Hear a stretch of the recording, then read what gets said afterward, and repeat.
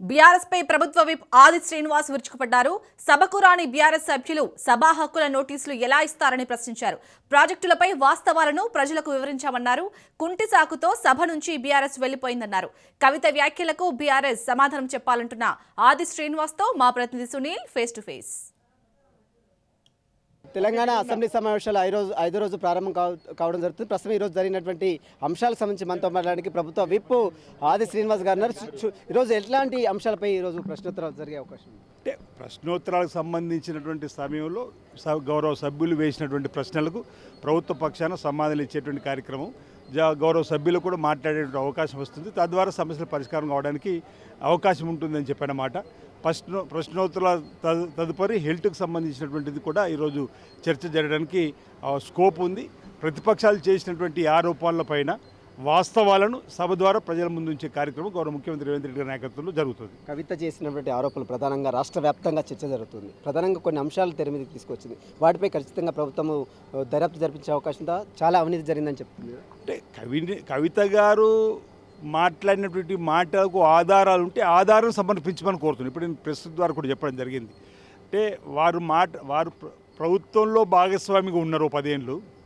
కుటుంబంలో సభ్యులు ఉన్నటువంటి మీ ఆవిడనే అవినీతి అక్రమాలు జరిగినాయంటే వాస్తవాలు ఆమెకు భవిష్యత్తు తెలిసి ఉంటే ఆధారాలు కూడా ఉండుంటే వాటిని ఇస్తే మీకు కూడా మా ముఖ్యమంత్రితో మాట్లాడి విచారణ జరపని చెప్పని కోరుతాం. ఇక్కడ బీఆర్ఎస్ పార్టీ గమనించాలి. మేము మాట్లాడితే రాజకీయ విమర్శ అన్నారు. మరి మీ కుటుంబ సభ్యురాలు మీ ప్రభుత్వంలో 10 ఏళ్ళు భాగస్వామ్యం ఉన్నటువంటి కవిత మాటలకు ఇప్పటికైనా సమాధానం చెప్పండి. సిద్దిపేట కలెక్టరేట్లో అవినీతి అక్రమాలు జరిగినాయి అంటుంది. సిరిసిల్లలో సోదరుడు శాసనసభ్యుడు హరీష్ రావు గారు సిద్దిపేటలో తను ఇంకో మాట అన్నది.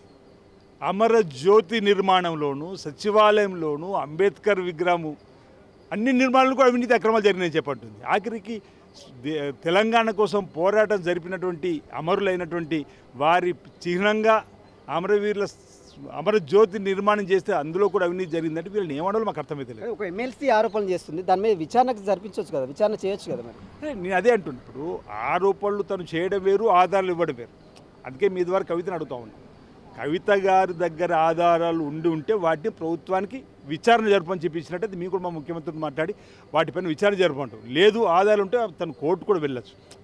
ఏ విధంగా అయినా అంటే ఇక్కడ నైతికత గురించి మనం చర్చించాలి. సునీల్ గారు, నైతికత మేమంటే రాజకీయ ఆరోపణ అన్నారు. ఈరోజు మీ కుటుంబ సభ్యురాలు మీ ప్రభుత్వాలు భాగస్వామ్యం ఉన్న వారికి అంటున్నట్టే వారి నైతికను కోల్పోయినట్టు కదా, వాస్తవం అన్నట్టు కదా. ఇప్పుడు సంతోష్ రావు గారి కుటుంబము హరీష్ రావు గారి కుటుంబం బంగారమయం అయితే తెలంగాణతో బంగారమయం అయినట్టు కాదు అన్నది ఆమె ఇంకొక మాట. అంటే వాళ్ళు కాసుల వర్షం కురిపించుకోవడానికి చేసే ప్రయత్నమే. జూరాల నుంచి శ్రీశైలం పోయేటువంటిది తప్పే అంటుంది. అంటే గోదావరి జలపైన కూడా అవినీతి అక్రమం జరిగినట్టుంది. అంటే ఆమె మాటలు పట్టి మేము మొదటి నుంచి అంటున్నది వాస్తవాన్ని ఈరోజు ప్రజలు గమనిస్తారని చెప్పి భావిస్తా ఉన్నాం. కాళేశ్వరం ప్రాజెక్టులో చాలా అవకతవకలు జరిగాయని చెప్తుంది. దానికి సంబంధించిన ఎవిడెన్స్ ఉన్నాయని చెప్తుంది. దానికి సంబంధించి ఇప్పటికే సిబిఐ ఎంక్వైరీ చేశారు. అయినా కూడా ఇంకా ఎందుకు దాన్ని ముందుకు తీసుకెళ్ళండి? ఇప్పుడు అది ఓవర్ టు ఢిల్లీ అన్నట్టుగా మీరు మీ భాషలో ఆల్రెడీ మేము విచారణ జరిపించినాం, అసెంబ్లీలో తీర్మానం చేసినాం. సిబిఐకి మా దగ్గర ఉన్న ఆధారాలు నీకు కవిత గారు కూడా ఆ విచారణ జరిగినప్పుడు సిబిఐకి ఆమె దగ్గర ఉన్న ఆధారాలు కూడా సమర్పించినట్టయితే దానిపైన తప్పనిసరిగా చట్టం తన పని తను చేసుకుపోతుంది. కాళేశ్వరం కానీ ఈరోజు జూరాల నుంచి శ్రీశైలం మారిందని భవిష్యత్తు విచారణ పడితే తప్పు చేసిన వారిపైన తప్పనిసరిగా తగు చర్యలు ఉంటాయి. ఎమ్మెల్సీ పదవికి రాజీనామా చేస్తే ఎందుకు ఆమోదించట్లేదు గవర్నమెంట్? అది స్పీకర్ గారు నిర్ణయం తీసుకుంటారు తప్పనిసరిగా.